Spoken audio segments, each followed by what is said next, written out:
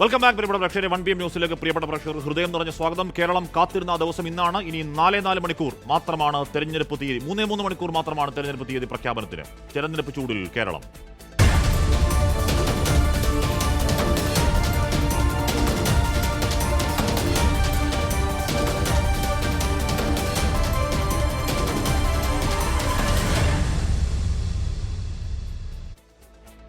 കേരളം ഉൾപ്പെടെ 5 സംസ്ഥാനങ്ങളിലെ നിയമസഭാ തെരഞ്ഞെടുപ്പ് തീയതി ഇന്നറിയാം. വൈകിട്ട് 4 മണിക്ക് കേന്ദ്ര തെരഞ്ഞെടുപ്പ് കമ്മീഷൻ വോട്ടെടുപ്പ് തീയതി പ്രഖ്യാപിക്കും. കേരളത്തിന് പുറമെ തമിഴ്നാടും പശ്ചിമബംഗാളും അസമും പുതുച്ചേരിയും പോളിംഗ് ബൂത്തിലേക്ക് എത്തും. ഇനി തെരഞ്ഞെടുപ്പ് പൂരം. വൈകിട്ട് 4 മണിക്ക് കേന്ദ്ര തെരഞ്ഞെടുപ്പ് കമ്മീഷൻ തീയതി പ്രഖ്യാപിക്കുന്നതോടെ നാടും നഗരവും തെരഞ്ഞെടുപ്പ് ആവേശത്തിലേക്ക്. കേരളത്തിലെ 140 മണ്ഡലങ്ങളിൽ ഒറ്റഘട്ടമായാകും തിരഞ്ഞെടുപ്പ്. 2,69,00,000 വോട്ടർമാർ കേരളത്തിൽ വിധിയെഴുതും. വിഷു, ഈസ്റ്റർ ആഘോഷങ്ങൾക്ക് ശേഷം ഏപ്രിൽ 3-ാം വാരത്തിലായിരിക്കും വോട്ടെടുപ്പ്. മെയ് ആദ്യം ഫലപ്രഖ്യാപനമുണ്ടാകും. തെരഞ്ഞെടുപ്പ് കമ്മീഷന്റെ പ്രഖ്യാപനത്തോടെ തെരഞ്ഞെടുപ്പ് പെരുമാറ്റച്ചട്ടം നിലവിൽ വരും. സർക്കാർ പരിപാടികൾക്കും പ്രഖ്യാപനങ്ങൾക്കും ഉദ്ഘാടനങ്ങൾക്കും നിയന്ത്രണമുണ്ടാകും. ഇതിനോടകം തന്നെ സ്ഥാനാർത്ഥി നിർണയം ഏറെക്കുറെ പൂർത്തിയാക്കിയ മുന്നണികളും പാർട്ടികളും സ്ഥാനാർത്ഥികളെ പ്രഖ്യാപിക്കുന്നതോടെ തെരഞ്ഞെടുപ്പ് കളം സജീവമാകും. തെരഞ്ഞെടുപ്പ് നടക്കുന്ന 5 സംസ്ഥാനങ്ങളിൽ അസമിലും പുതുച്ചേരിയിലും മാത്രമാണ് NDA ഭരണം. വിജയുടെ TVK തമിഴ്നാട്ടിൽ ആദ്യ തെരഞ്ഞെടുപ്പ് അംഗം കുറിക്കുകയാണ്. പശ്ചിമബംഗാളിൽ മമതാ ബാനർജിക്ക് 4-ാം ഊഴം ലഭിക്കുമോ? കോൺഗ്രസിന്റെ തിരിച്ചുവരവിന് അസമിൽ കളമൊരുങ്ങുമോ? ജനവിധി അറിയാൻ ഇനി കാത്തിരിപ്പ്. പ്രതിപക്ഷ പാർട്ടികളുടെ തട്ടകമായ കേരളം, തമിഴ്നാട്, ബംഗാൾ എന്നിവിടങ്ങളിൽ വേരോട്ടമുണ്ടാക്കാൻ BJP നടത്തുന്ന ശ്രമങ്ങളാകും ദേശീയ തലത്തിൽ ഈ നിയമസഭാ തെരഞ്ഞെടുപ്പുകളെ നിർണായകമാക്കുന്നത്. വിനീത VG, 24, ഡൽഹി. ഇനി രാഷ്ട്രീയ കേരളത്തിന്റെ കണ്ണും കാതും തെരഞ്ഞെടുപ്പ് ദിവസങ്ങളിലേക്കാണ്. മീനച്ചൂടിനൊപ്പം തെരഞ്ഞെടുപ്പ് ആവേശം കൂടിയാകുന്നതോടെ കേരളം തിളച്ചുമറിയും. തെരഞ്ഞെടുപ്പ് കമ്മീഷന്റെ പ്രഖ്യാപനത്തിന് പിന്നാലെ വിവിധ രാഷ്ട്രീയ പാർട്ടികൾ സ്ഥാനാർത്ഥികളെ പ്രഖ്യാപിക്കും. അതോടെ മത്സര ചിത്രം തെളിയും. തിരഞ്ഞെടുപ്പ് തീയതി പ്രഖ്യാപിച്ചാലുടൻ സ്ഥാനാർത്ഥികളെ പ്രഖ്യാപിക്കാനാണ് മുന്നണികൾ ഒരുങ്ങുന്നത്. CPIM-ന്റെയും CPI-യുടെയും സ്ഥാനാർത്ഥികളെ ഇന്നറിയാം. ഇരു പാർട്ടികളുടെയും സംസ്ഥാന സെക്രട്ടറിമാർ പ്രഖ്യാപനം നടത്തും. ഒരുക്കങ്ങൾ പൂർത്തിയാവണം. നന്നായി തന്നെ പ്രവർത്തകർ രംഗത്തുണ്ട്. പ്രഖ്യാപിച്ചു കഴിഞ്ഞാൽ സ്ഥാനാർത്ഥികളെ രംഗത്തിറക്കിക്കൊണ്ടുള്ള പ്രവർത്തനങ്ങൾ ആരംഭിക്കാം. NCP-യിലും RJD-യിലും ഉൾപ്പെടെ തർക്കം തുടരുന്നത് LDF-ന് തലവേദനയാണ്. ഘട്ടം ഘട്ടമായാകും കോൺഗ്രസ് പട്ടിക. കോൺഗ്രസ് പട്ടികയിലെ വിസ്മയങ്ങൾ ആരൊക്കെയെന്നതിലും രാഷ്ട്രീയ കേന്ദ്രങ്ങളുടെ കാത്തിരിപ്പ്. കൃത്യമായ കാഴ്ചപ്പാട് കൂടിയിട്ടാണ് UDF മുന്നോട്ട് പോകുന്നത്. അത് തിരഞ്ഞെടുപ്പ് ഏത് ദിവസം പ്രഖ്യാപിച്ചാലും ഞങ്ങൾ സജ്ജമാണ്. MP-മാർ മത്സരിക്കുന്നതിൽ തീരുമാനമാകാത്തത് കോൺഗ്രസിലെ കല്ലുകടിയായി തുടരുകയാണ്. കേരള കോൺഗ്രസ് ജോസഫ് ഉൾപ്പെടെയുള്ള കക്ഷികളുമായി സീറ്റ് ധാരണയിൽ എത്താനും കഴിഞ്ഞിട്ടില്ല. A ക്ലാസ് മണ്ഡലങ്ങളിലെ സ്ഥാനാർത്ഥി കാര്യത്തിൽ ധാരണയിലെത്തിയെങ്കിലും മറ്റിടങ്ങളിൽ BJP-യിലും തീരുമാനമായിട്ടില്ല. സ്ഥാനാർത്ഥി പ്രഖ്യാപനം വേഗത്തിലെന്ന് സംസ്ഥാന അധ്യക്ഷൻ രാജീവ് ചന്ദ്രശേഖർ. ഞങ്ങളുടെ പ്രതീക്ഷയല്ല, ഇത് ജനങ്ങളുടെ പ്രതീക്ഷയാണ്. ജനങ്ങൾ ആവശ്യപ്പെടുന്നത് ഇന്ന് ഈ വിവാദ രാഷ്ട്രീയമല്ല വിട്ടൊരു വികസന രാഷ്ട്രീയം കൊണ്ടുവരണമെന്ന്. അത് വരും, ഇലക്ഷൻ നടക്കുന്ന മുമ്പ് വരും. 2020 chief coordinator Sabu M. Jacob ഉൾപ്പെടെ NDA സ്ഥാനാർത്ഥിയാകുമോ എന്നതും കൗതുകമാണ്. ആരായിരിക്കും ഇത്തവണ വിജയത്തിന്റെ പടികൾ കയറുക? LDF-ന്റെ 3-ാം തുടർഭരണമാണോ സംഭവിക്കാൻ പോകുന്നത്? അതോ 10 കൊല്ലത്തെ അധികാരനഷ്ടം പഴങ്കഥയാക്കി കോൺഗ്രസ് നയിക്കുന്ന UDF തിരിച്ചു വരുമോ? സംസ്ഥാനത്ത് അധികാരം പിടിച്ചില്ലെങ്കിലും എത്ര മണ്ഡലങ്ങളിൽ താമര വിരിയും? കാത്തിരിക്കാം നിർണായകമായ ആ വിധി ദിനത്തിന്. തിരുവനന്തപുരത്ത് നിന്ന് R. ശ്രീജിത്ത്, 24.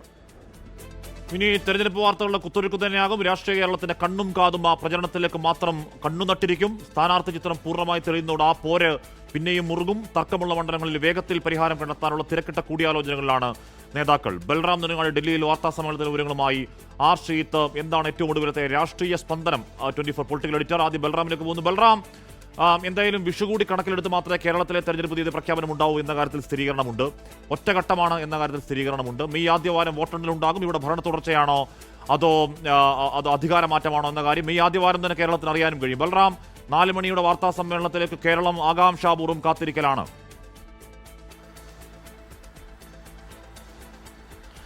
ഹാഷ്മി, കേരളം പ്രത്യേകിച്ചും ഏറെ ആകാംക്ഷയോടെയാണ് ഇത്തവണത്തെ നിയമസഭാ തിരഞ്ഞെടുപ്പ് പ്രഖ്യാപനം കാത്തിരിക്കുന്നത്. സമാനമായി തന്നെ രാജ്യം ഉറ്റുനോക്കുന്ന 5 സംസ്ഥാനങ്ങളിലെ നിയമസഭാ തിരഞ്ഞെടുപ്പാണ് ഇന്ന് വൈകിട്ട് 4 മണിക്ക് മുഖ്യ തെരഞ്ഞെടുപ്പ് കമ്മീഷണർ ജ്ഞാനേഷ് കുമാറിന്റെ നേതൃത്വത്തിൽ പ്രഖ്യാപിക്കാൻ ഒരുങ്ങുന്നത്.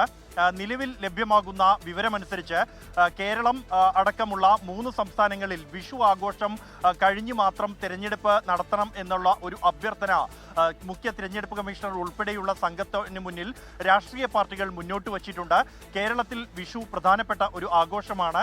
ഏപ്രിൽ 14-15 ശേഷം മാത്രം തെരഞ്ഞെടുപ്പ് നടത്തുന്നത് പരിഗണിക്കണമെന്ന് ഇവിടെ എത്തിയ തെരഞ്ഞെടുപ്പ് കമ്മീഷൻ സംഘത്തോട് ആവശ്യപ്പെട്ടിട്ടുണ്ട്. സമാനമായി തന്നെ പശ്ചിമ ബംഗാൾ ഒപ്പം തന്നെ അസം എന്നീ സംസ്ഥാനങ്ങളിൽ ബിഹു ആഘോഷം ആ സംസ്ഥാനങ്ങളിലെ പ്രധാനപ്പെട്ട 10 ദിവസത്തോളം നീണ്ടു നിൽക്കുന്ന ആഘോഷ പരിപാടിയാണ്. അതുകൊണ്ട് തന്നെ ആ ഒരു സമയം പൂർത്തിയാക്കിയേ അല്ലെങ്കിൽ ആ ആഘോഷത്തെ ബാധിക്കാതെ തെരഞ്ഞെടുപ്പ് നടത്തണമെന്ന അഭ്യർത്ഥന മുന്നോട്ട് വച്ചിട്ടുണ്ട്. അത് പരിഗണിക്കപ്പെടുമെന്ന സൂചന തന്നെയാണ് തെരഞ്ഞെടുപ്പ് കമ്മീഷൻ വൃത്തങ്ങളിൽ നിന്നും ലഭിക്കുന്നത്. അങ്ങനെയെങ്കിൽ ഏപ്രിൽ 3-ാം വാരം ആദ്യ തെരഞ്ഞെടുപ്പ് ഉണ്ടായേക്കുമെന്ന സൂചനയാണ് ലഭിക്കുന്നത്. ഒപ്പം തന്നെ തെരഞ്ഞെടുപ്പ് ഫലം സംബന്ധിച്ച് കഴിഞ്ഞ തവണ മെയ് ആദ്യവാരമായിരുന്നു തെരഞ്ഞെടുപ്പ് ഫലം പുറത്തു വന്നത്. ഇത്തവണ പല സംസ്ഥാനങ്ങളിൽ ഈ 5 സംസ്ഥാനങ്ങളിൽ പല സംസ്ഥാനങ്ങളിലും മെയ് 2-ാം വാരത്തോടെ നിയമസഭയുടെ കാലാവധി പൂർത്തിയാകുന്ന സംസ്ഥാനങ്ങളുണ്ട്. ഇതുകൂടി പരിഗണിച്ചുകൊണ്ട് മെയ് 2-ാം വാരം ആദ്യവാരം അവസാനത്തോടുകൂടി തെരഞ്ഞെടുപ്പ് ഫലം ഉണ്ടാകും എന്നുമാണ് ലഭ്യമാകുന്ന വിവരങ്ങൾ. എന്തായാലും ഈ 5 സംസ്ഥാനങ്ങളിലെ തെരഞ്ഞെടുപ്പ് ഏറെ നിർണായകമാണ്. 3 പ്രതിപക്ഷ പാർട്ടികൾ അതും BJPക്കെതിരെ ശക്തമായി ദേശീയ തലത്തിൽ നിലപാടെടുക്കുന്ന DMK, ഇടത് പാർട്ടികൾ, തൃണമൂൽ കോൺഗ്രസ് എന്നിവർ അധികാരത്തിലെത്തിയ സംസ്ഥാനങ്ങളാണ്.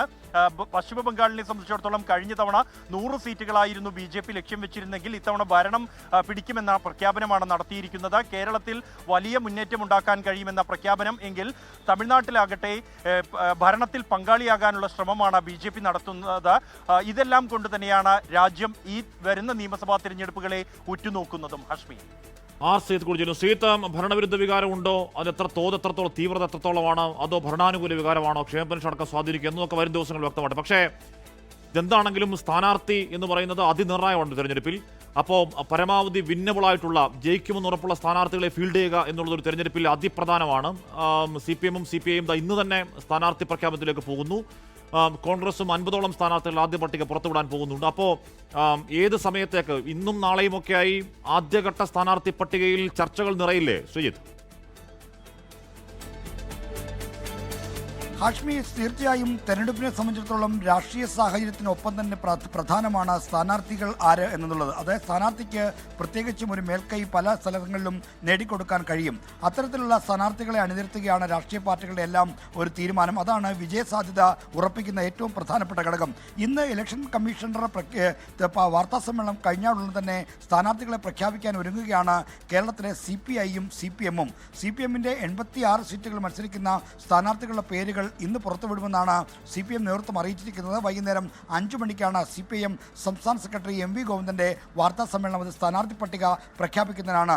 തെരഞ്ഞെടുപ്പ് കമ്മീഷന്റെ വാർത്താ സമ്മേളനത്തിന് ശേഷം CPI സംസ്ഥാന സെക്രട്ടറി ബിനോയ് വിശ്വവും വാർത്താ സമ്മേളനം വിളിച്ചിട്ടുണ്ട്. CPI മത്സരിക്കുന്ന 25 സീറ്റുകളെ സ്ഥാനാർത്ഥികളുടെ കാര്യമായിരിക്കും പ്രഖ്യാപിക്കുക. പിന്നീട് NCP, RJD തുടങ്ങിയ കക്ഷികളാണ് ഈ സ്ഥാനാർത്ഥികളുമായി ബന്ധപ്പെട്ട് LDF-ൽ തർക്കം നിലനിൽക്കുന്നത്. കേരള കോൺഗ്രസ് M-ന്, അതായത് മാണി വിഭാഗത്തിന് 13 സീറ്റുകൾ വേണമെന്ന നിലപാടിലാണ് അവർ. എന്നാൽ 12 സീറ്റ് മാത്രമേ നൽകാൻ കഴിയൂ എന്ന സമീപനത്തിൽ CPM നിൽക്കുന്നു. അക്കാര്യത്തിലുള്ള തീരുമാനവും ഇന്ന് വൈകുന്നേരം 4 മണിക്കകം ഉണ്ടാകുമെന്ന് പ്രതീക്ഷിക്കുന്നു. എന്തായാലും ഇപ്പോഴത്തെ സാഹചര്യം അനുസരിച്ച് മാണി ഗ്രൂപ്പിന് 12 സീറ്റിനപ്പുറത്തേക്ക് ലഭിക്കാനുള്ള സാധ്യത കുറവാണെന്നാണ് CPM നേതൃത്വം നൽകുന്ന കാര്യം. ഒപ്പം തന്നെ കോവളം സീറ്റിൽ ആര് മത്സരിക്കും? അത് ISJD-യുടെ സീറ്റാണ്. അതോടൊപ്പം തന്നെ ഈ തൃക്കാക്കരയിലും CPM-ന്റെ തൃക്കാക്കരയിലും പാലക്കാടും ആര് മത്സരിക്കുമെന്ന കാര്യത്തിൽ കൂടി വ്യക്തത വരേണ്ടതുണ്ട്. ബാക്കി എല്ലാ സീറ്റുകളുടെ കാര്യത്തിലും ഏതാണ്ട് ധാരണയായി. കോൺഗ്രസ് ആകട്ടെ നേരത്തെ ഹാഷ്മി സൂചിപ്പിച്ച പോലെ ആദ്യഘട്ട പട്ടിക തയ്യാറാക്കി വെച്ചിരിക്കുന്നു. കേന്ദ്ര ഇലക്ഷൻ കമ്മിറ്റി ക്ലിയർ ചെയ്ത പട്ടിക തെരഞ്ഞെടുപ്പ് കമ്മീഷന്റെ പ്രഖ്യാപനം വന്നാൽ ഉടൻ തന്നെ പുറത്തുവിട്ടേക്കും എന്ന സൂചന KPCC ആസ്ഥാനത്തു നിന്നും ലഭിക്കുന്നുണ്ട്. ലീഗും കോൺഗ്രസും തമ്മിലുള്ള ചർച്ചകളും മറ്റും പൂർത്തിയായി കഴിഞ്ഞു. UDF-ൽ ആകെ ഒരു പിടിവലിയുള്ളത് കേരള കോൺഗ്രസും ജോസഫ് വിഭാഗവും കോൺഗ്രസും തമ്മിലാണ്. 10 സീറ്റുകൾ ആവശ്യപ്പെടുന്ന ജോസഫ് വിഭാഗത്തിന് അത്രയും നൽകാൻ കഴിയില്ല എന്ന വികാരത്തിലാണ് കോൺഗ്രസ് നിൽക്കുന്നത്. ഏറ്റുമാനൂർ സീറ്റിൽ ഒരു വിസ്മയം അവതരിപ്പിക്കാനുള്ള ശ്രമം കോൺഗ്രസിലുണ്ട്. എന്നാൽ ആ സീറ്റ് വിട്ടുകൊടുക്കില്ല എന്നതാണ് കേരള കോൺഗ്രസ് ജോസഫ് വിഭാഗത്തിൻ്റെ നിലപാട്.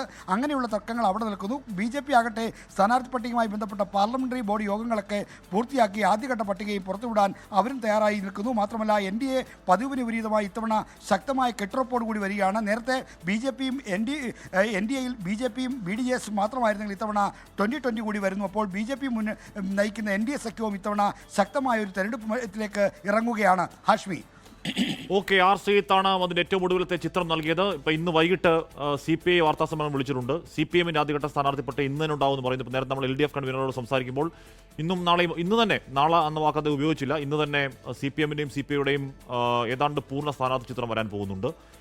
കോൺഗ്രസും ഇത്തരത്തിൽ MP-മാർ മത്സരിക്കേണ്ടതുണ്ടോ എന്ന ചോദ്യം ഇപ്പോഴും അവിടെ ഇങ്ങനെ അതിങ്ങനെ കീറാമുട്ടയെ നിൽക്കുകയാണ്. യെസ് ഓർ നോ എന്നൊരു തീരുമാനമെടുക്കാൻ തടസ്സമാവുന്നത് കെ സുധാകരനാണ്. ഒരു തരത്തിൽ കണ്ണൂർ സീറ്റ് വിട്ടൊരു കളിയില്ല എന്ന ഉറച്ച നിലപാട് സ്വീകരിക്കുമ്പോൾ എങ്ങനെയാണ് പ്രശ്നപരിഹാരം ഉണ്ടാവുക എന്നത് കോൺഗ്രസിന്റെ തലവേദന. തിരുവമ്പാടി പട്ടാമ്പി സീറ്റുകൾ കോൺഗ്രസും മുസ്ലിം ലീഗും വെച്ചു മാറില്ല. പട്ടാമ്പിയിൽ കോൺഗ്രസും തിരുവമ്പാടിയിൽ മുസ്ലിം ലീഗും മത്സരിക്കും. ആലുവയിലെ കോൺഗ്രസ് ലീഗ് നേതാക്കൾ നടത്തിയ ഉഭയകക്ഷി ചർച്ചയിലാണ് തീരുമാനം. മേജറായിട്ടുള്ള പ്രോബ്ലംസ് ഒന്നുമില്ല. നാളെ ഞങ്ങൾ തങ്ങളുമൊക്കെ ആയിട്ട് സെയ്ദ് സാദിഖ് ഞങ്ങൾ പ്രസിഡന്റുമൊക്കെ ആയിട്ടും അതുപോലെ ബാക്കി പാർട്ടി നേതാക്കളായിട്ട് വന്ന പ്രപ്പോസൽസൊക്കെ വെച്ച് തീരുമാനിച്ച് നിങ്ങളോട് പറയും. നല്ല നിലയിൽ ചർച്ചകൾ പോയി പൂർത്തിയായോ എന്ന് കാര്യങ്ങൾ പറയേണ്ടത് ഈ പാർട്ടി കമ്മിറ്റിയിൽ വെച്ചിട്ടാണ്. വേറെ കുഴപ്പങ്ങളൊന്നുമില്ല എന്ന് വേണമെങ്കിൽ പറയാം. സീറ്റ് കുറയില്ല.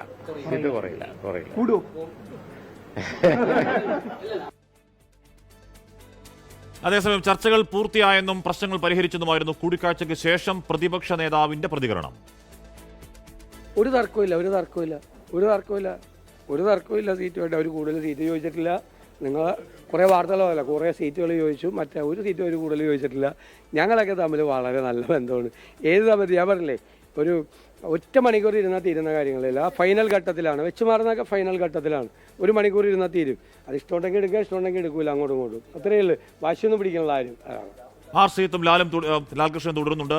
സീത്തിലേക്ക് സീത്ത്, ഇവിടെ തിരുവമ്പാടി പട്ടാമ്പിയിൽ ഏകദേശം സമവായമാണ്. കാരണം രണ്ടുപേർക്കും ഒരു വിൻ സാഹചര്യം എന്ന് പറഞ്ഞാൽ തിരുവമ്പാടിയിൽ UDF-ന് മേൽക്കൈയുള്ള മണ്ഡലമാണ്. പക്ഷേ അവിടെ സാമുദായിക സമവാക്യം ഒരു ഘടകമാണ്. ലീഗ് സ്ഥാനാർത്ഥി ജയിക്കൂ എന്ന സംശയം. അതേസമയം പട്ടാമ്പിയിലേക്ക് വന്നാൽ മണ്ണാർക്കാട് കഴിഞ്ഞാൽ ഒരുപക്ഷെ പാലക്കാട് ലീഗിന് കൂടുതൽ വോട്ടുള്ള സ്ഥലമാണ് പട്ടാമ്പി. അതുകൊണ്ട് അവിടെ ലീഗ് സ്ഥാനാർത്ഥി ജയിച്ചേക്കാം എന്ന സാഹചര്യം. അതുകൊണ്ടാണല്ലോ അങ്ങോട്ടും ഇങ്ങോട്ടും വെച്ചുമാറൽ എന്നത് രണ്ട് കക്ഷികളും ഏതാണ്ടൊരു സമവായത്തിലേക്ക് നേരത്തെ പോയത്. വെച്ചുമാറേണ്ടതില്ല എന്ന തീരുമാനം എന്തുകൊണ്ട് ശ്രീത്? ഹാഷ്മി സൂചിപ്പിച്ച പോലെ രണ്ട് മുസ്ലിം ലീഗിനും കോൺഗ്രസിനും ഒരുപോലെ വെച്ചുമാറ്റം താല്പര്യമായിരുന്നു. എന്നാൽ തിരുവമ്പാടി സീറ്റിന് പകരം ലീഗ് ആവശ്യപ്പെടുന്നത് മലപ്പുറം ജില്ലയിലെ തവനൂർ സീറ്റാണ്. പട്ടാമ്പിയേക്കാൾ തങ്ങൾക്ക് സ്വീകാര്യം തവനൂരാണ് എന്ന കാര്യമാണ് ലീഗ് നേതൃത്വം ചൂണ്ടിക്കാണിച്ചത്. എന്നാൽ മലപ്പുറത്ത് ഇപ്പോൾ തന്നെ സീറ്റ് എണ്ണത്തിൽ കുറവുള്ള കോൺഗ്രസിന് ആ സീറ്റ് കൂടി നഷ്ടപ്പെടുത്താൻ താല്പര്യമില്ലാത്തതുകൊണ്ടാണ് ചർച്ച പട്ടാമ്പിയിലേക്ക് വന്നത്. ഒരു ഘട്ടത്തിൽ പട്ടാമ്പിയും തിരുവമ്പാടിയും തമ്മിൽ വെച്ചുമാറാം എന്നൊരു ധാരണ ഉണ്ടായിരുന്നെങ്കിൽ കൂടി പിന്നീട് അതിൽ നിന്ന് മാറുകയായിരുന്നു. തിരുവമ്പാടി സീറ്റ് വേണമെന്ന അഭിപ്രായം ഇപ്പോഴും കോൺഗ്രസിനുണ്ട്. കാരണം തിരുവമ്പാടി സീറ്റിൽ കോൺഗ്രസ് ലഭിച്ചാൽ അവിടെ ഒരു ക്രിസ്ത്യൻ സ്ഥാനാർത്ഥിയെ മത്സരിപ്പിക്കുകയും അതുവഴി ആ മേഖലയിലെ 2-3 ജില്ലകളിലെ സാമുദായിക സന്തുലനത്തിൽ കാര്യമായ പ്രതിഫലനം ഉണ്ടാക്കാൻ കഴിയുമെന്ന് കോൺഗ്രസ് വിശ്വസിക്കുന്നു. വയനാട്ടിൽ ഇപ്പോൾ ഒരു ക്രിസ്ത്യൻ സ്ഥാനാർത്ഥിയില്ല. കോഴിക്കോട് ഒരു ക്രിസ്ത്യൻ സ്ഥാനാർത്ഥിയെ അണിനിരത്തുക പ്രയാസം. അപ്പോൾ തിരുവമ്പാടിയിൽ ഒരു സീറ്റ് തിരുവമ്പാടിയിലേക്ക് കോൺഗ്രസിന് വരികയാണെങ്കിൽ അവിടെ ഒരു ക്രിസ്ത്യൻ സ്ഥാനാർത്ഥിയെ മത്സരിപ്പിച്ച് സാമുദായിക സന്തുലനം പാലിക്കാമെന്നൊരു കണക്കൂട്ടലാണ് കോൺഗ്രസിനുണ്ടായിരുന്നത്. എന്നാൽ ഇപ്പോഴത്തെ സാഹചര്യത്തിൽ ആ വെച്ചുമാറ്റം ഇതിനോട് ലീഗിനും താല്പര്യമില്ല. തവനൂർ സീറ്റ് കിട്ടാത്തതുകൊണ്ട് തവനൂരിൽ കോൺഗ്രസ് വിട്ടുകൊടുക്കാൻ കോൺഗ്രസും തയ്യാറല്ലാത്തതാണ് ഈ പ്രശ്നങ്ങൾക്ക് കാരണം. ഇപ്പോഴത്തെ ധാരണയനുസരിച്ച് 27 സീറ്റുകളിൽ ലീഗ് മത്സരിക്കും. കഴിഞ്ഞ തവണ മത്സരിച്ച സീറ്റിൽ ഒന്നിൽ പോലും കൂടുതൽ ലീഗ് ആവശ്യപ്പെട്ടില്ല. 25 സീറ്റുകൾ ലീഗ് കോണി ചിഹ്നത്തിൽ, അവരുടെ പാർട്ടി ചിഹ്നമായ കോണി ചിഹ്നത്തിൽ മത്സരിക്കുന്നു. 2 ഇടത്ത് സംവരണ മണ്ഡലമാണ്. സംവരണ മണ്ഡലങ്ങളിൽ പാലക്കാട് ജില്ലയിലെ കോങ്ങാടിന് പകരം കോഴിക്കോട് ജില്ലയിലെ ബാലുശ്ശേരി മാറ്റുന്ന കാര്യത്തിൽ ഇപ്പോഴും ചില ചർച്ചകൾ നടക്കുന്നുണ്ട്. ആ ചർച്ചകളുടെ ഒരു ഫൈനലൈസേഷനാണ് നാളത്തെ ലീഗ് യോഗത്തിൽ ഉണ്ടാകേണ്ടത്. പാണക്കാട് സാദിഖ് അലി ശിഹാബ് തങ്ങൾ സംസ്ഥാന അധ്യക്ഷനടക്കമുള്ളവരുമായി ആലോചിച്ചൊരു അന്തിമ അഭിപ്രായത്തിലേക്ക് ലീഗ് നേതൃത്വം എത്തും. കോൺഗ്രസ് അതിനോട് യോജിക്കാനാണ് സാധ്യത. എന്തായാലും ഈ തിരുവമ്പാടി പട്ടാമ്പി സീറ്റുകളുടെ വെച്ചുമാറ്റം തൽക്കാലമില്ല എന്ന ധാരണയാണ് ഇപ്പോൾ പുറത്തു വരുന്നത്. ഇനി മാറ്റമുണ്ടാകുമോ എന്ന കാര്യത്തിൽ വ്യക്തതയില്ല. ഓക്കെ ശ്രീത്, ലാൽകൃഷ്ണനാണ് ആ ചർച്ച, കൊച്ചിയിൽ നടന്ന ചർച്ചയിൽ അവിടെ ഉണ്ടായിരുന്ന ലാൽകൃഷ്ണനാണ്. ലാൽ, ഇവിടെ തിരുവമ്പാടിയിൽ കോൺഗ്രസിന് താല്പര്യമുണ്ടായിരുന്നു. അതിന് കാരണം നിലമ്പൂർ ബൈ ഇലക്ഷനിൽ ആര്യാടൻ ഷൗക്കത്തിന് വേണ്ടി VS ജോയ് മാറിയതാണ്. ജോയ് അന്ന് നടത്തിയ പരസ്യ പ്രഖ്യാപനമൊക്കെ വലിയ കോൺഗ്രസ് ഗ്രൂപ്പുകൾ വലിയ വൈറലുമായിരുന്നു. പക്ഷെ അന്ന് മാറ്റിയത് ഒരുപക്ഷെ തിരുവമ്പാടി സീറ്റ് ജോയ്ക്ക് കൊടുക്കാമെന്നുള്ളതായിരുന്നു. കാരണം തിരുവമ്പാടി ജോയ് പക്ക കാൻഡിഡേറ്റും ആയിരുന്നു. എന്നാൽ മലപ്പുറത്ത് ഒരു സേഫ് സീറ്റ് ജോയ്ക്ക് കൊടുക്കാനുണ്ടോ എന്ന് ചോദിച്ചാൽ അത് സംശയമാണ്. അപ്പോൾ എന്തുകൊണ്ടാണ് ആ വെച്ചുമാറ്റം എന്നുള്ളത് നടക്കാതെ പോയത് ചർച്ചയിൽ? ലാൽ,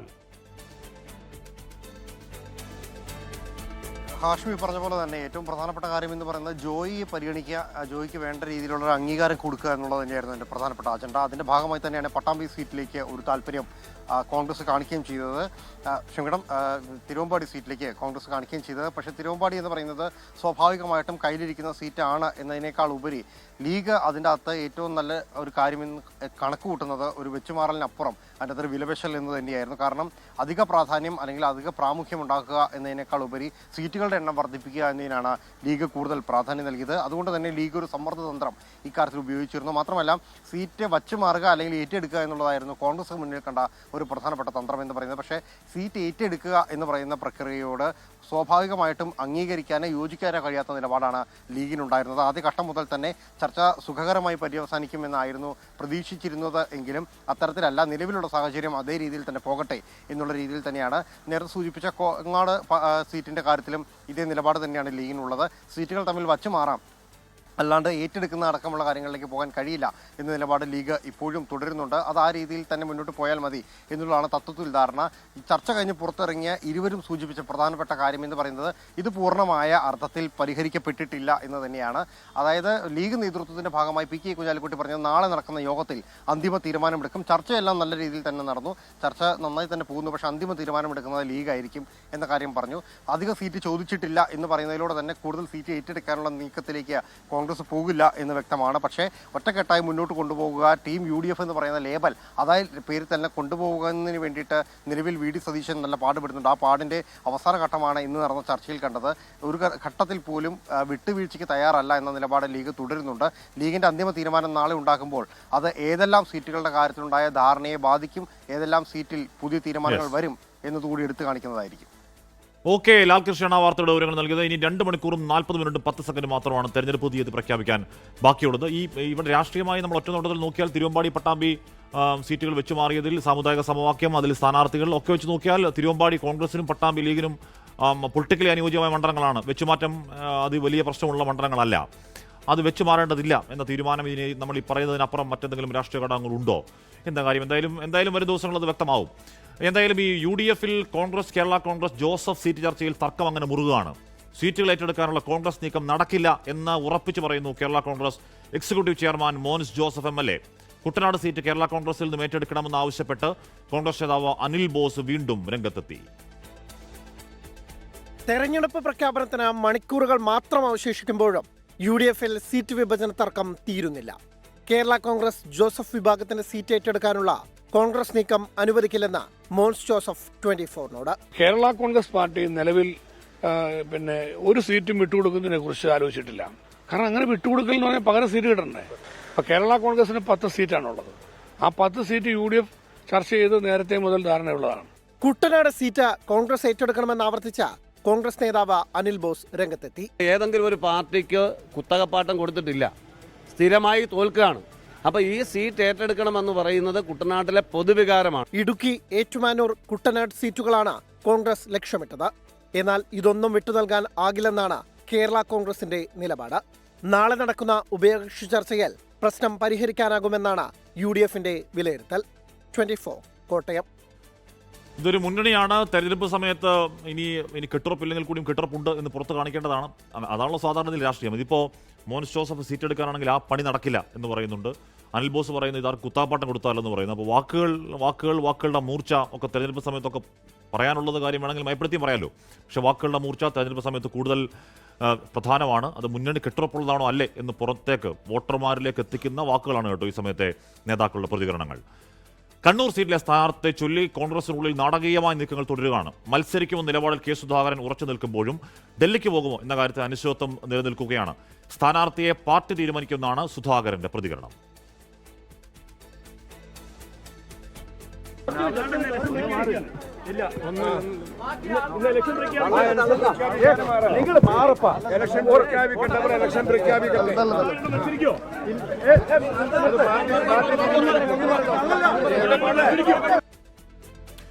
എന്നാൽ MP-മാർ ഇത്തവണ മത്സരിക്കേണ്ടതില്ല നിലപാടിൽ സംസ്ഥാന നേതൃത്വം ഉറച്ചു നിൽക്കുകയാണ്. വിവരങ്ങളുമായി അജീഷ് ജയകുമാർ ചേരുന്നു. അജീഷ്, 101% കണ്ണൂരിൽ മത്സരിക്കും എന്ന് പറഞ്ഞ ആൾ അത് പാർട്ടി തീരുമാനിക്കുമെന്ന് തിരുത്തുന്നുണ്ടെങ്കിൽ ഒരു അനുനയത്തിന് സുധാകരൻ തയ്യാറാവുന്നു എന്നർത്ഥമുണ്ടോ അജീഷ്? എന്തായാലും ഈ ഘട്ടത്തിൽ ഇത് പറയാറായിട്ടില്ല ഹാഷ്മി. കാരണം അദ്ദേഹത്തോടൊപ്പമുള്ളവർ പറയുന്നത് കെ സുധാകരൻ തന്നെ കണ്ണൂരിൽ തുടരും. നാളെ ഡൽഹിക്ക് പോകുന്ന കാര്യത്തിൽ ഇതുവരെയ്ക്കും ഒരു തീരുമാനമായിട്ടില്ല എന്നാണ് കൂടെയുള്ളവർ പറയുന്നത്.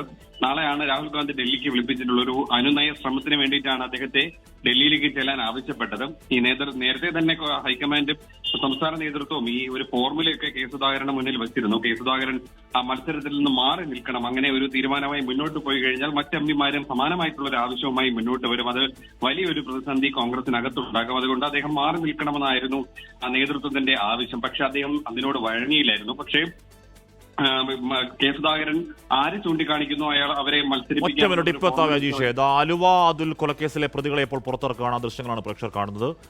നാട് ഞെട്ടിയ ദൃശ്യങ്ങളായിരുന്നു അത്. ആ ദൃശ്യങ്ങൾ ഇത്തരത്തിൽ കരുനാഗപ്പള്ളി എന്ന് പറയുന്ന ഏറ്റവും പ്രധാനപ്പെട്ട സ്ഥലത്ത് ഒരു ദേശീയപാതയോരത്ത് ഇതൊക്കെയാണ് ആ പ്രതികൾ. ഇതിലൊരു ഹുസൈൻ എന്ന് പറയുന്ന ഒരാളുണ്ട്. അയാളാണ് ആഞ്ഞാഞ്ഞു വെട്ടിയതെന്നാണ് പറയപ്പെടുന്നത്. 10 പ്രതികളാണ് പിടിയിലായത്.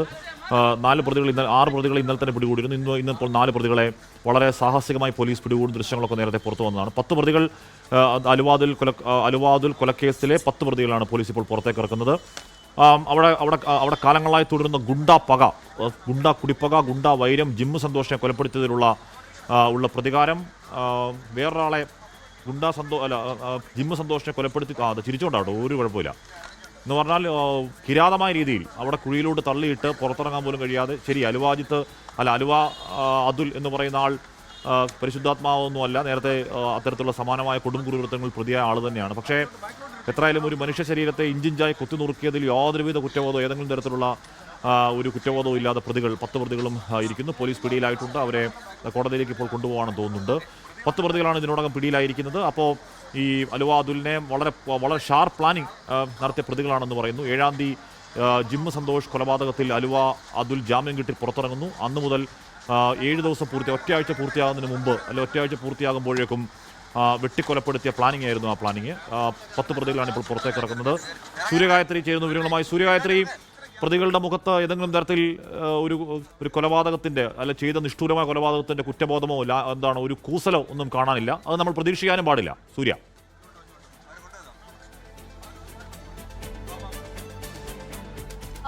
ഹാഷ്മി, ഇന്നലെ നമ്മൾ സംസാരിച്ചതുപോലെ തന്നെ കൊലപാതകം നടത്തുമ്പോൾ ഒരു കൊല്ലുക എന്ന തീരുമാനിച്ചുറപ്പിച്ച് വന്ന വരവാണെന്ന ദൃശ്യങ്ങൾ കണ്ട എല്ലാവർക്കും അറിയാം. ഒരുപക്ഷെ കേരളത്തിൽ ഒരുപാട് ഗുണ്ടാ ആക്രമണങ്ങളുടെ വാർത്ത കേട്ടുണ്ടെങ്കിലും നേരത്തെ കോട്ടയത്ത് ഒരു 17-കാരനെ കൊന്ന് തോളത്തിട്ട് പോലീസ് സ്റ്റേഷനിൽ മുന്നിൽ കൊണ്ടുവച്ച വാർത്ത കേട്ടുണ്ടെങ്കിലും ഇത്തരത്തിൽ അത്തരത്തിലൊരു ദൃശ്യങ്ങൾ, ഞെട്ടിക്കുന്ന ദൃശ്യങ്ങൾ പുറത്തേക്ക് വന്നത് ഒരുപക്ഷെ അതാദ്യമായിട്ടായിരിക്കണം. അത്രത്തോളം എവിഡൻ്റ് ആയിരുന്നു ദൃശ്യങ്ങൾ. അവർ വരുന്നു, ആദ്യം ഒരു വണ്ടി, മുന്നിലുള്ള വണ്ടി പെട്രോൾ പമ്പിനകത്തേക്ക് കയറുന്ന പോലെ കയറുന്നു. അതിൻ്റെ പിന്നിൽ വന്ന അലുവ അതുലിൻ്റെ വണ്ടിയെ ഇപ്പുറത്തുള്ള കുഴിയിലേക്ക് ഈ ഗുണ്ടാ സംഘം വന്ന് ഇന്നോവ കൊണ്ട് ഇടിച്ച് പുറത്തേക്ക് തള്ളിയിടുന്നു. അതിനുശേഷം വണ്ടിയിൽ നിന്ന് പുറത്തിറക്കി ആഞ്ഞാഞ്ഞി വെട്ടി. ആ ദൃശ്യങ്ങൾ ഒരുപക്ഷെ പ്രേക്ഷകരെ കാണിക്കാൻ കഴിയാത്ത കുറേ ദൃശ്യങ്ങൾ കൂടി കണ്ട അനുഭവത്തിൽ പറയുന്നത് നെറ്റിയൊക്കെ വെട്ടിപ്പിളർന്ന രീതിയിൽ കൊല്ലുക എന്ന ഉദ്ദേശത്തിൽ തലയൊട്ടി വെട്ടിപ്പിളർന്ന് കൊലപ്പെടുത്തിയ കേസിലെ 10 പ്രതികളാണ് ആ വണ്ടിക്കകത്തിരിക്കുന്നത്. സൂര്യഗായത്രി ചെയ്യുന്നു. സൂര്യ, ഏതെങ്കിലും തരത്തിൽ ആ പ്രതികൾക്ക് ആ സമയത്ത് മുഖം മറച്ച പേടിയൊന്നും ഉണ്ടായിരുന്നില്ല എന്ന് പറഞ്ഞാൽ ഏതെങ്കിലും തരത്തിൽ പേടിയോ ഭീതിയോ ഉള്ളവരാണെങ്കിൽ മുഖം മറയ്ക്കുമായിരുന്നു, വ്യാജ നമ്പർ പ്ലേറ്റ് ഉപയോഗിക്കുമായിരുന്നു, അങ്ങനെയൊന്നും ഉണ്ടായില്ല. ഞങ്ങൾ അലുവ അതുലിനെ തീർക്കാൻ വന്നവരാണ്, അത് സമൂഹമധ്യത്തിൽ തീർത്തിട്ട് പോകുന്നു എന്ന പ്രഖ്യാപനത്തോടെയായിരുന്നു കൊലപാതകം. പ്രതികളെ ഇപ്പോൾ കൊണ്ടുപോകുന്നത് എങ്ങോട്ടേക്കാണ്?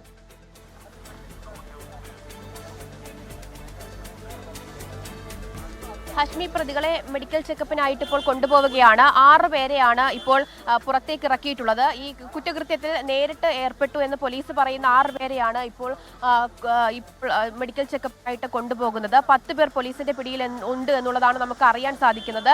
8 പേരുടെ വിവരങ്ങളാണ് ഔദ്യോഗികമായിട്ട് പോലീസ് പുറത്തുവിട്ടിരിക്കുന്നത്. പക്ഷേ 10 പേരുടെ പേര് വിവരങ്ങൾ നമുക്ക് ലഭിച്ചിട്ടുണ്ട് എന്നുള്ളതാണ് ഏറ്റവും പ്രധാനപ്പെട്ട കാര്യം.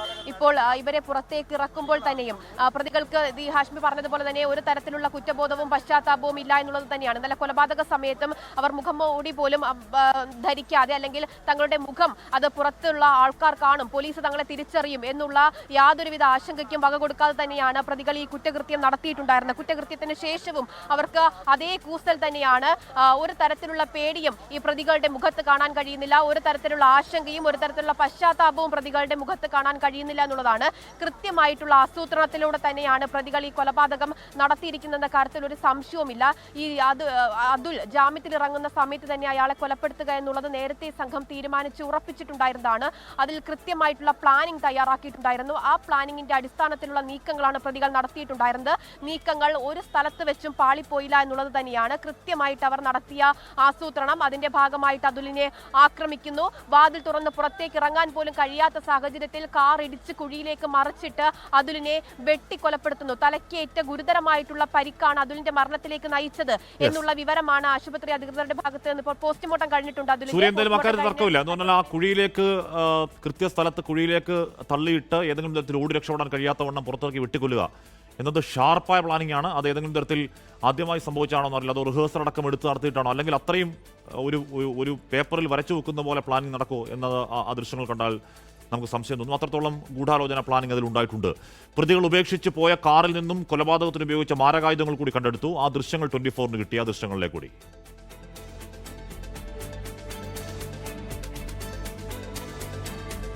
അതിനുശേഷം പ്രതികൾ ആ വണ്ടി ഉപേക്ഷിച്ചിട്ട് പോയി. അതിൽ നിന്നാണ് നമ്മൾ ആ ദൃശ്യങ്ങൾ കാണുന്ന, അല്ലെങ്കിൽ ഇന്നലെ എല്ലാവരും കണ്ട, എല്ലാവരുടെയും കയ്യിൽ ഓരോ നീളൻ ആയുധം, ഓരോ നീളൻ വടിവാൾ പോലുള്ള വാളുണ്ടായിരുന്നു.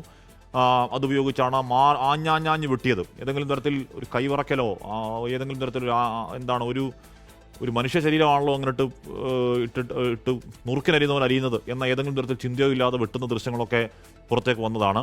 അലുവാദുലിൻ്റെ മൃതശരീരം കണ്ടാൽ അത് മനസ്സിലാവുകയും ചെയ്യും എന്തൊരു ഭീകരമായ വെട്ടാണ് പ്രതികൾ വെട്ടിയെന്നുള്ള കാര്യം. എന്തായാലും ആ ആയുധം കണ്ടെടുത്തു എന്നുള്ളതാണ് പ്രധാനം. സൂര്യഗായത്രി വിവരങ്ങൾ വെച്ചിരുന്നു. സൂര്യ, അതിലും ഈ പ്രതികളുടെ ഒരു വെല്ലുവിളി സ്വഭാവം ഉണ്ട് എന്ന് പറഞ്ഞാൽ ഈ കൊല്ലാൻ ഉപയോഗിച്ച ആയുധങ്ങൾ കണ്ടെടുക്കുക എന്ന് പറഞ്ഞാൽ കേസന്വേഷണത്തിലേറെ നിർണായകമാണ്. അത് വാഹനത്തിൽ ഉപേക്ഷിക്കുക അല്ലെങ്കിൽ വാഹനത്തിലിട്ട് പോകുക എന്ന് പറഞ്ഞാൽ പോലീസ് കണ്ടെടുത്തോട്ടെ എന്ന ചിന്തയാണ്, ആ വെല്ലുവിളി ചിന്തയാണ് കാരണം. സൂര്യ,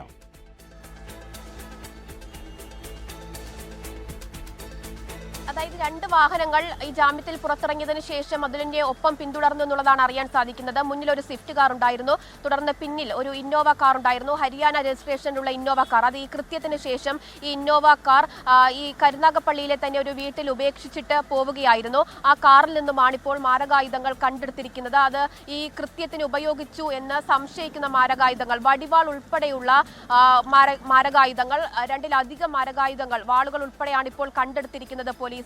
വാഹനം ആ വീട്ടിൽ പോലീസ് കസ്റ്റഡിയിലാണുള്ളത്.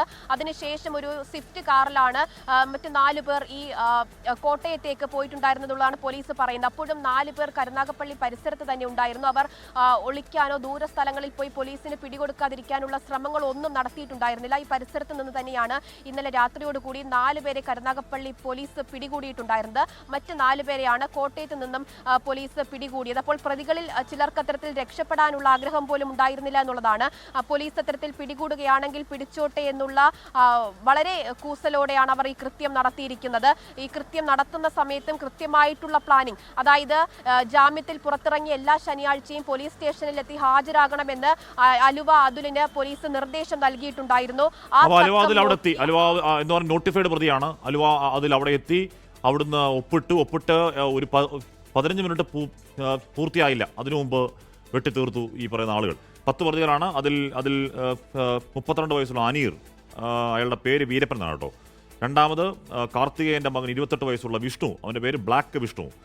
കടത്തൂർ വലിയത്ത് പടിഞ്ഞാറ്റേതിൽ അബ്ദുൽ സലാമിൻ്റെ മകൻ 30 വയസ്സുള്ള നൗഫൽ, പേര് മണ്ണൻ നൗഫൽ. പിന്നെ 31 വയസ്സുള്ള ഹുസൈൻ, പിന്നെ മുഹമ്മദ് ആഷിഖ് എന്ന തോമ, പിന്നെ ഷംനാദ് എന്ന ശങ്കരാടി, പിന്നെ ഫൈസൽ ഖാൻ എന്ന കഷണ്ടി ഫൈസൽ, പിന്നെ അലി ഉമ്മർ, പിന്നെ പീറ്റർ മകൻ ഷിനു പീറ്റർ, 31 വയസ്സേ ഉള്ളൂ കേട്ടോ. അതിനുശേഷം താഹയുടെ മകൻ ആദിൽ മുഹമ്മദ്, 21 വയസ്സ്. എന്ന് പറഞ്ഞാൽ 21-നും ഒരു 34-35 വയസ്സിനിടയിലാണ് ഉള്ള പ്രതികൾ. അത്രേ പ്രായമേ ഉള്ളൂ. ഒരായുഷ്കാലം ഏത് രീതിയിൽ പാഴാക്കി കളയാം എന്നതിൻ്റെ വ്യക്തമായ സൂചനകൾ. ഇവർ മാത്രമല്ല, അതിൻ്റെ മറുസംഘം. ഇപ്പോൾ ഇനിയിപ്പോൾ അടുത്ത അതിൻ്റെ തുടർ പരമ്പര കൊലപാതകങ്ങളൊന്നും ഉണ്ടാവത്തില്ലെന്ന് ആർക്കാണ് ഉറപ്പ്? ഇനിയിപ്പോൾ എത്രയാണ്? 2.5, 1.5, 2.5, 3, 4, 2.5 മണിക്കൂർ മാത്രമാണ് ഇനിയിപ്പോൾ കേരളത്തിൽ നിയമസഭാ തെരഞ്ഞെടുപ്പ് തീയതി പ്രഖ്യാപിക്കാൻ ബാക്കി. അപ്പോഴും ഈ പറയുന്ന പാർട്ടിക്കകത്തെ പ്രശ്നങ്ങൾ അങ്ങനെ നിൽക്കുകയാണ്.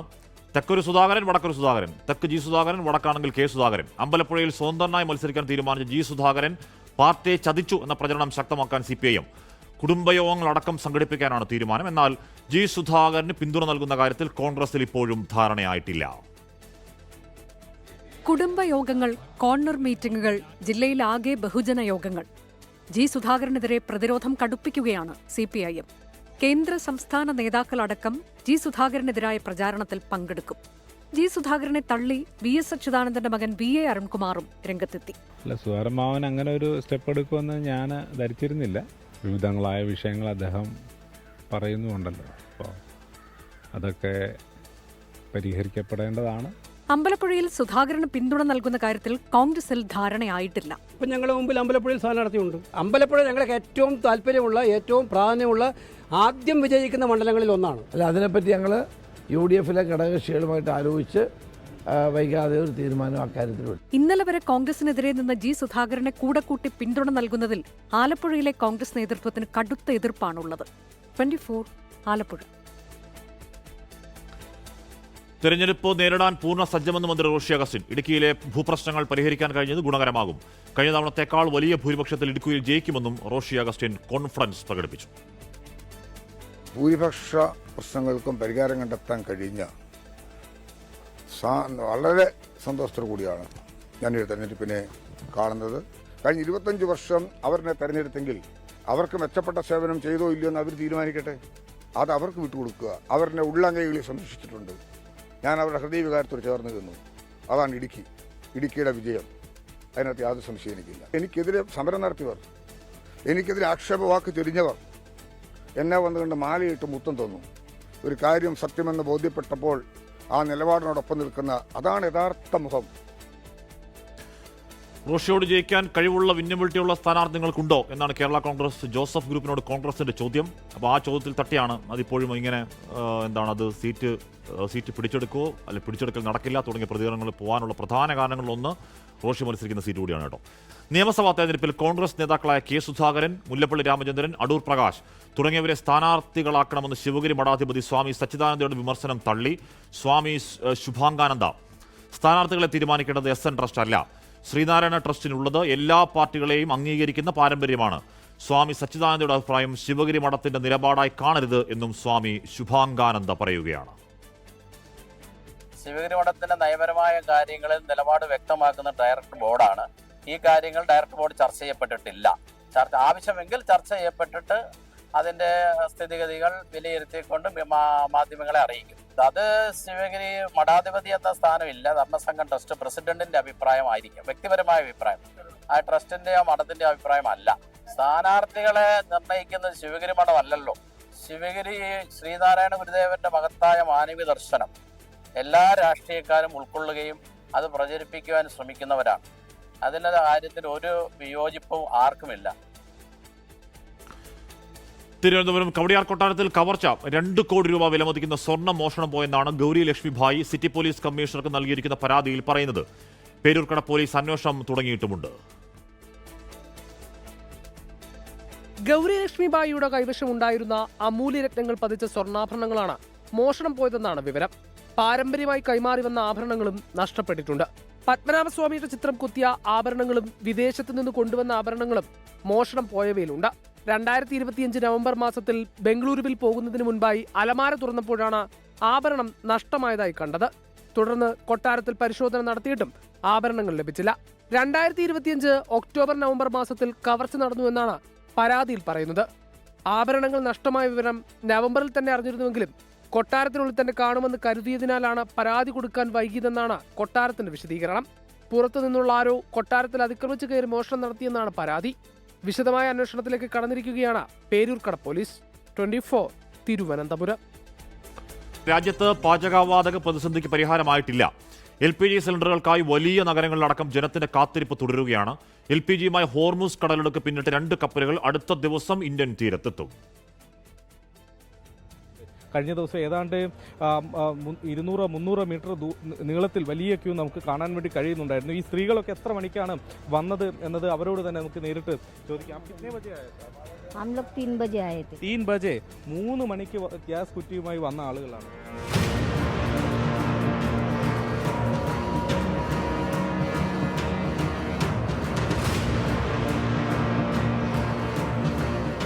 മഹാരാഷ്ട്രയിലെ നവി മുംബൈയിൽ നിന്നുള്ള കാഴ്ചയാണിത്. ഡൽഹി ഉൾപ്പെടെയുള്ള നഗരങ്ങളിലും LPG സിലിണ്ടറിനായി നീണ്ട നിര. വിവിധ സംസ്ഥാനങ്ങളിൽ കരിഞ്ചന്തയും പൂഴ്ത്തിവയ്പും പരിശോധിക്കുന്നതിന് തിരച്ചിൽ തുടരുകയാണ്. ഉത്തർപ്രദേശിൽ 50-ലേറെയും മധ്യപ്രദേശിൽ 60-ലേറെയും LPG സിലിണ്ടറുകൾ പിടിച്ചെടുത്തു. കരിഞ്ചന്തയിൽ വിൽക്കാൻ ശ്രമിച്ച സിലിണ്ടറുകളാണ് പിടിച്ചെടുത്തത്. അതേസമയം പാചകവാതക പ്രതിസന്ധിയിൽ കേന്ദ്ര സർക്കാർ നിയന്ത്രണങ്ങൾ കടുപ്പിച്ചിട്ടുണ്ട്. പൈപ്പ് വഴി പ്രകൃതിവാതക കണക്ഷനുള്ള വീടുകളിൽ ഇനി മുതൽ ഗാർഹിക LPG സിലിണ്ടറുകൾ ഉപയോഗിക്കാൻ അനുമതിയില്ല. പുതിയ ഭേദഗതി ഉത്തരവ് കേന്ദ്ര പെട്രോളിയം മന്ത്രാലയം പുറത്തിറക്കി. ഇരട്ട കണക്ഷനുകൾ ഒഴിവാക്കി പാചകവാതക വിതരണം കൂടുതൽ കാര്യക്ഷമമാക്കുന്നതിന്റെ ഭാഗമായാണ് നടപടി. അതേസമയം ഹോർമുസ് കടന്ന ഇന്ത്യൻ പതാകയേന്തിയ ശിവാലിക്, നന്ദാദേവി കപ്പലുകൾ നാളെയോടെ ഇന്ത്യൻ തീരത്തെത്തും. 92,700 ടൺ LPG ശേഖരവുമായാണ് കപ്പലുകൾ മുന്ദ്ര, കണ്ടല തുറമുഖങ്ങളിൽ എത്തുക. വിവിധ ബ്യൂറോകൾക്കൊപ്പം നാഷണൽ ഡെസ്ക് 24. അപ്പോൾ ഇപ്പോൾ ഈ നിമിഷം ഹോർമൂസ് കടലിടുക്ക് തുറന്ന് എല്ലാ കാര്യങ്ങളും സാധാരണ യുദ്ധം അവസാനിച്ചാൽ തന്നെ അതിൻ്റെ ഇമ്പാക്റ്റ് മാറാൻ 1.5 മാസം എടുക്കുമെന്നാണ് കണക്ക്. അപ്പോൾ അതിങ്ങനെ രൂക്ഷമായി തുടരുകയും അത് ട്രംപ് പോയിട്ട് കപ്പൽ വിട്ട് അത് പിടിച്ചെടുക്കും എന്നൊക്കെ പറയുന്നതൊക്കെ ഉട്ടോപ്യൻ ആശയമായിരിക്കും. അത് കൂടുതൽ ആ പ്രശ്നം സങ്കീർണമാക്കാനേ സഹായിക്കുകയുള്ളൂ. എന്തും സംഭവിക്കാം ഹോർമുസിൽ. പശ്ചിമേഷ്യൻ സംഘർഷത്തിൽ വലഞ്ഞ രാജ്യത്തെ കയറ്റുമതി മേഖല. പഴങ്ങളും പച്ചക്കറികളും അടങ്ങിയ കണ്ടെയ്നറുകൾ തുറമുഖങ്ങളിൽ കെട്ടിക്കിടക്കുകയാണ്. ആയിരക്കണക്കിന് കണ്ടെയ്നർ ഉണ്ട് താനും. അതേസമയം സംസ്ഥാനത്ത് പച്ചക്കറി, ഇറച്ചി മാർക്കറ്റുകളിൽ വിൽപ്പന കുറഞ്ഞത് പ്രതിസന്ധിക്കിടയാക്കി. ഒരാഴ്ചയിലേറെയായി ഗൾഫ് മേഖലയിലേക്കുള്ള ഒരൊറ്റ ചരക്ക് കപ്പലും മുംബൈ തീരത്ത് നിന്ന് പുറപ്പെട്ടിട്ടില്ല.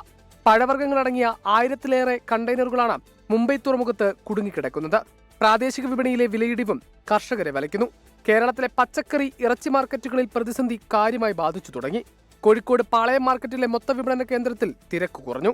ഗ്യാസിന്റെ ബുദ്ധിമുട്ടാണ് പറയുന്നത്. പക്ഷെ എന്നാലും വലിയൊരു കുഴപ്പമില്ലാതെ പോകുന്നുണ്ട്. കുറച്ചുകൂടി ഉണ്ടെന്നൊക്കെ പറയുന്നുണ്ട്. പക്ഷെ ഏതായാലും നമ്മൾക്ക് ബാധിക്കുന്നുണ്ട്. മുമ്പുള്ളതിനെക്കാട്ടിയും കച്ചവടം കുറഞ്ഞിട്ടുണ്ട്. സാധാരണ ഇവിടെ കുറച്ച് ജാസ്തി ആൾ വരുന്നതാണ്. പക്ഷേ ഇപ്പോൾ ഹോട്ടലിൽ കച്ചവടം കുറവാണ്. പല ഹോട്ടലും പൂട്ടിയിരിക്കുന്നു. പാചകവാതക പ്രതിസന്ധിയെ തുടർന്ന് ഹോട്ടലുകൾ അടച്ചത് ഇറച്ചി വിൽപ്പനയെയും ബാധിച്ചു. ഞങ്ങൾക്കിപ്പോൾ ഒരു 6 ദിവസമായിട്ട് വാണിജ്യാടിസ്ഥാനത്തിൽ സിലിണ്ടറുകൾ കിട്ടുന്നില്ല. അതുകൊണ്ട് ഭക്ഷണം കൊടുക്കാൻ സാധിക്കുന്നില്ല. പരമാവധി ഗ്യാസ് ഉള്ള സിലിണ്ടർ എങ്ങനെ തീർക്കാതെ പരമാവധി കൊണ്ടുപോകാം എന്നുള്ള രീതിയിലാണ് നമ്മൾ പോകുന്നത്. അപ്പോൾ വിമാനയാത്ര തടസ്സപ്പെട്ടത് രാജ്യത്തെ മെഡിക്കൽ ടൂറിസത്തെയും ബാധിച്ചു തുടങ്ങിയെന്ന് ഈ രംഗത്തെ വിദഗ്ധർ പറയുന്നു. News desk 24. പശ്ചിമേഷ്യൻ സംഘർഷത്തെ തുടർന്ന് ഇറാനിൽ കുടുങ്ങിയ ഇന്ത്യക്കാരുടെ ആദ്യ സംഘം ഡൽഹിയിലെത്തി. ജമ്മു കാശ്മീരിൽ മെഡിക്കൽ വിദ്യാർത്ഥികളും തീർത്ഥാടകരുമാണ് സംഘത്തിലുള്ളത്. അതിനിടെ UAE നിർദ്ദേശപ്രകാരം ഇന്ത്യൻ വിമാന കമ്പനികൾ സർവീസുകൾക്ക് നിയന്ത്രണം ഏർപ്പെടുത്തിയിട്ടുമുണ്ട്. ഇറാനിൽ നിന്ന് അർമേനിയ വഴി ദുബായിലെത്തിയ ഇന്ത്യൻ സംഘമാണ് ഇന്ന് ഡൽഹിയിൽ മടങ്ങിയെത്തിയത്. അർമേനിയയിൽ നിന്ന് ഫ്ലൈ ദുബായ് വിമാനത്തിൽ സ്വന്തം നിലയിലായിരുന്നു സംഘത്തിന്റെ യാത്ര. 70 പേരടങ്ങുന്ന സംഘത്തിലെ ഭൂരിഭാഗം ആളുകളും ജമ്മു കശ്മീരിൽ നിന്നുള്ള വിദ്യാർത്ഥികളാണ്. സമാന മാർഗത്തിൽ കൂടുതൽ സംഘങ്ങൾ അടുത്ത ദിവസങ്ങളിൽ മടങ്ങിയെത്തും.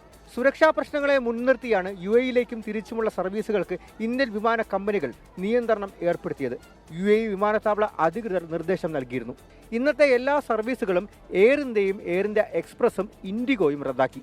ഇന്ത്യയിലേക്ക് LPGയുമായി എത്തുന്ന ശിവാലിക്, നന്ദാദേവി കപ്പലുകൾക്ക് പുറമെ മറ്റുള്ള ഇന്ത്യൻ കപ്പലുകൾക്കും സുരക്ഷ ഒരുക്കുന്നതിന് നാവികസേന പദ്ധതിയിടുകയാണ്. അതേസമയം പശ്ചിമേഷ്യയിൽ നാളെ മുതൽ ഏപ്രിൽ 10 വരെ നടക്കാനിരുന്ന എല്ലാ 12ാം ക്ലാസ് CBSE പരീക്ഷകളും റദ്ദാക്കി. ഫലപ്രഖ്യാപന രീതി പിന്നീട് അറിയിക്കാമെന്ന് CBSE വ്യക്തമാക്കി. അർജുൻ പീതാംബരൻ, 24, ഡൽഹി. ഏറ്റവും ഒടുവിൽ വരുന്ന IRG പ്രഖ്യാപനം. നെതന്യാഹുവിന് എന്തോ പരിക്ക് പറ്റി ജീവഹാനി ഉണ്ട് എന്ന് ചില പ്രചരണം നടക്കുന്നുണ്ട്. അങ്ങനെ if Netanyahu saliva will press you and kill him, കൊന്നുകളയും എന്നാണ് IRG ഏറ്റവും പുതിയ പ്രഖ്യാപനം. അപ്പോൾ അതിനൊക്കെ അർത്ഥം എന്താണ്? ആര് ജയിച്ചു, ആര് തോൽക്കുന്നു, ആര് ജയിക്കുന്നു എന്നൊക്കെ നറേറ്റീവുകൾക്ക് ഒക്കെ അപ്പുറം ഈ പ്രശ്നം പരിഹാരമില്ലാതെ അങ്ങനെ തുടരുന്നുണ്ട്. ഏതെങ്കിലും തരത്തിൽ ചർച്ചയ്ക്കുള്ള നേരിയ വാതിൽ പോലും തുറക്കപ്പെടുന്നില്ല എന്നതാണ് സങ്കടം. ഹോർമുസ് അടക്കം ലോകത്തേക്ക് മുഴുവൻ ബാധിക്കുന്ന രീതിയിൽ അതൊരു സാമ്പത്തിക യുദ്ധമായി കൂടി പരിണമിക്കുന്നു. നമ്മളടക്കം ഇരകളാകും. പൊന്നാനിയിൽ വിഭാഗീയത രൂക്ഷമാണെന്ന വാർത്ത ഇപ്പോൾ വരുന്നുണ്ട്. MK സഖ്യന് അംഗീകരിക്കാൻ കഴിയില്ലെന്നൊരു വിഭാഗം പറയുന്നു. MK സഖ്യന് ഉൾക്കൊള്ളാൻ പറ്റില്ല. MK സഖ്യർ വന്നാൽ ഇലക്ഷൻ ബഹിഷ്കരിക്കുമെന്നാണ് ആ വിഭാഗം പറയുന്നത്. പക്ഷേ പൊന്നാനി എന്ന് പറഞ്ഞാൽ ഒരു ഇടത് കോട്ടയാണ്. അവിടെ കഴിഞ്ഞ തവണ നന്ദകുമാർ മത്സരിക്കുമ്പോൾ വലിയ കലാപങ്ങൾ ഉണ്ടായതാണ്. ഏതെങ്കിലും തരത്തിൽ നന്ദകുമാറിന്റെ വിജയത്തെ അത് ബാധിച്ചതല്ല. അവിടെ അങ്ങനെ എന്താ നേരത്തെ സോഷ്യൽ മീഡിയ പ്രചരണങ്ങളാണെങ്കിൽ ഇപ്പോൾ അത് ഫ്ലെക്സിന്റെ രൂപത്തിലേക്ക് പൊന്നാനിയിലെ പ്രതിഷേധങ്ങൾ വരുന്നുണ്ട്. സ്പോർട്സ് വാർത്തകളിലേക്ക്.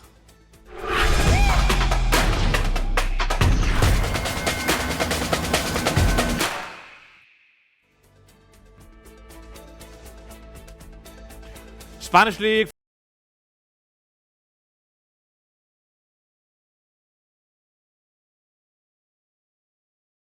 ആസ്റ്റൺ വില്ല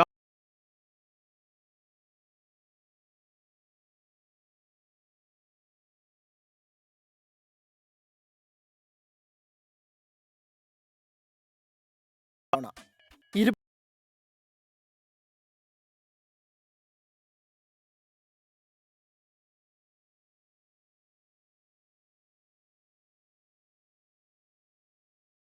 ബാഴ്സ തുടർച്ചയായ 4ാം മത്സരത്തിലും ജയം ലക്ഷ്യമിട്ടാണ് സെവിയ്യക്കെതിരെ സ്വന്തം തട്ടകമായ ക്യാമ്പ് നൗവിൽ ഇറങ്ങുന്നത്. പരുക്കാശങ്കകൾ മാറി സൂപ്പർ താരം ലമീൻ യമാൽ തിരിച്ചെത്തുന്നത് കറ്റാലൻസിന്റെ കരുത്തുകൂട്ടും. 6 മാസത്തോളമായി പുറത്തായിരുന്ന ഗാവിയുടെ തിരിച്ചുവരവും കാണാം. അതേസമയം 14ാം സ്ഥാനത്തുള്ള സെവിയയുടെ ലക്ഷ്യം തരംതാഴ്ത്തൽ സോണിലേക്ക് വീഴാതിരിക്കലാണ്. പ്രീമിയർ ലീഗിൽ ആരാധകരെ കാത്തിരിക്കുന്നത് 2 വമ്പൻ പോരാട്ടങ്ങൾ. രാത്രി 7:30 മാഞ്ചസ്റ്റർ യുണൈറ്റഡ് ആസ്റ്റൺ വില്ലയെ നേരിടുമ്പോൾ രാത്രി 10 ലിവർപൂളിന്റെ എതിരാളികൾ ടോട്ടനം. 29 മത്സരങ്ങളിൽ നിന്ന് യുണൈറ്റഡിനും ആസ്റ്റൺ വില്ലയ്ക്കും 51 പോയിന്റ് വീതം. ടോപ്പ് 4-ലെ സ്ഥാനം നിലനിർത്താൻ ഇരു കൂട്ടർക്കും ജയം അനിവാര്യമാണ്. ടോട്ടനത്തെ നേരിടുന്ന ലിവർപൂളിന്റെ ലക്ഷ്യം ആദ്യ 4-ൽ തിരിച്ചെത്തുകയാണ്. അതേസമയം കഴിഞ്ഞ 5 കളിയും തോറ്റ ടോട്ടനത്തിന് തരംതാഴ്ത്തൽ സോണിൽ എത്താതിരിക്കണമെങ്കിൽ ജയിച്ചേ തീരൂ. Sports desk 24. Kochi Kaloor stadium രാജ്യാന്തര ഫുട്ബോൾ മത്സരത്തിന് വേദിയാകുന്നു. ഈ മാസം 31-ന് ഏഷ്യൻ കപ്പ് യോഗ്യതാ മത്സരത്തിൽ ഇന്ത്യ ഹോങ്കോങ്ങിനെ നേരിടും. 10 വർഷത്തിന് ശേഷമാണ് ഇന്ത്യ കേരളത്തിൽ കളിക്കാനെത്തുന്നത്. 2016 മാർച്ചിൽ ഇന്ത്യ തുർക്ക്മെനിസ്ഥാൻ ലോക യോഗ്യതാ മത്സരമാണ് ഇതിന് മുൻപ് കൊച്ചിയിൽ നടന്നത്. ഇന്ത്യ കേരളത്തിൽ കളിക്കാമെന്ന് പറഞ്ഞാൽ ടീം ഇന്ത്യ കേരളത്തിൽ കളിക്കാനെത്തുന്നു. പത്രങ്ങളിലെ കിഫ്ബി പരസ്യങ്ങളിലെ വിവരങ്ങളെ അടിസ്ഥാനമാക്കിയുള്ള ക്വിസിൽ പങ്കെടുക്കാൻ അവസരം. കിഫ്ബിയുടെ വാട്സാപ്പ് ബോട്ട് വഴി ക്വിസിൽ പങ്കെടുക്കാം. 9190000430 9072000430 എന്ന വാട്സാപ്പ് നമ്പറിലേക്ക് ഹായ് എന്ന് മെസ്സേജ് അയയ്ക്കുക. തുടർന്ന് വരുന്ന നിർദ്ദേശങ്ങൾ അനുസരിച്ച് ക്വിസിൽ പങ്കെടുക്കാം. നമ്പറിലേക്ക് ആറ്റിങ്ങലിൽ RSP നേതാവ് സുമേഷ് ഭദ്രൻ UDF സ്ഥാനാർത്ഥിയാകും. RSPയിൽ സ്ഥാനാർത്ഥിയെ സംബന്ധിച്ച് തീരുമാനമായി. സെയ്ദ് വിവരങ്ങളുമായി ചേരുന്നു. സെയ്ദ്, സുമേഷ് ഭദ്രൻ വിന്നബിലിറ്റിയുള്ള സ്ഥാനാർത്ഥി എന്നാണോ RSPയുടെ വിലയിരുത്തൽ? ഹാഷ്മി, പേരിലൊരു തിരുത്തുണ്ട്. അദ്ദേഹത്തിൻ്റെ പേര് സന്തോഷ് ഭദ്രൻ എന്നാണ്. RSPയുടെ ജില്ലാ കമ്മിറ്റി അംഗമായ സന്തോഷ് ഭദ്രനെയാണ് ആറ്റിങ്ങലിൽ മത്സരിപ്പിക്കാൻ RSP സംസ്ഥാന സെക്രട്ടേറിയറ്റ് തീരുമാനിച്ചിരിക്കുന്നത്. സന്തോഷ് ഭദ്രൻ RSPയുടെ തിരുവനന്തപുരം ജില്ലാ കമ്മിറ്റി അംഗമാണ്. കഴിഞ്ഞ നിരവധി തെരഞ്ഞെടുപ്പുകളായി RSPക്ക് നൽകിയിരിക്കുന്ന സീറ്റാണ് തിരുവനന്തപുരം ജില്ലയിലെ ആറ്റിങ്ങൽ മണ്ഡലം. സംവരണ മണ്ഡലമായി ഇവിടെ സന്തോഷ് ഭദ്രനെ മത്സരിപ്പിക്കുകയാണ്.